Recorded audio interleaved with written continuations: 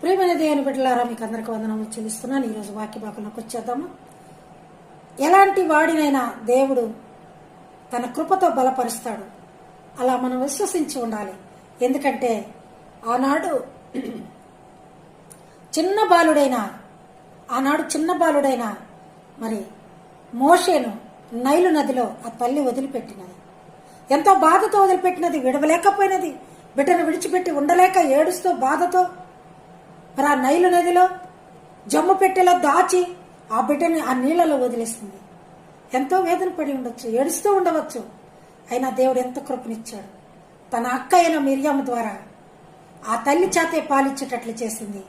అలాగే ఇశ్రాయేలు రాజ్యానికే, ఇశ్రాయేలు ప్రజలకే ఒక నాయకుడుగా పెద్దవాడైన తర్వాత నిర్మించాడు దేవుడు. దేవుని కార్యాలు ఎలా ఉంటాయి, మనల్ని ఎవరు లెక్క చేయట్లేదే, మనం ఎందుకు పనికిరామే, మనం బ్రతకటం ఎందుకు ఎంతో మంది అనుకుంటూ ఉంటారు. పర్వాలేదు. ఆనాడు మరి ఆ నైలు నదిలో వదిన చిన్న బాలుడు ఇశ్రాయేల్ ప్రజలకు నాయకుడయ్యాడు, ఇశ్రాయేల్ను పోషించేవాడయ్యాడు. ఆ సీనాయి అరణ్యంలో మరి ఆ ఎర్ర సముద్రం దాటేదానికి ఆయన ప్రార్థన అవసరమైంది. ఆయన ప్రార్థన విన్నాడు.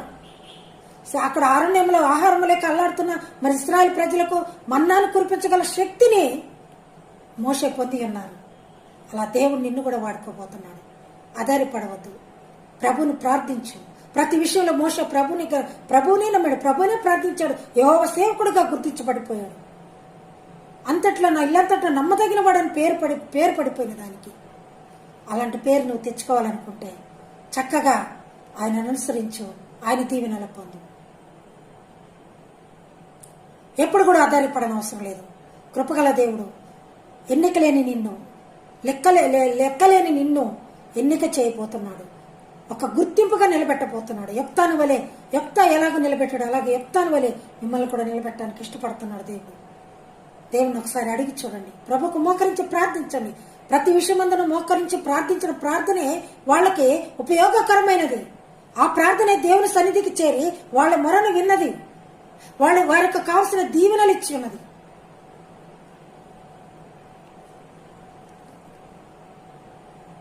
ప్రభు వారు ఎప్పటికైనా కూడా నిన్ను నన్ను ఇష్టపడే దేవుడే.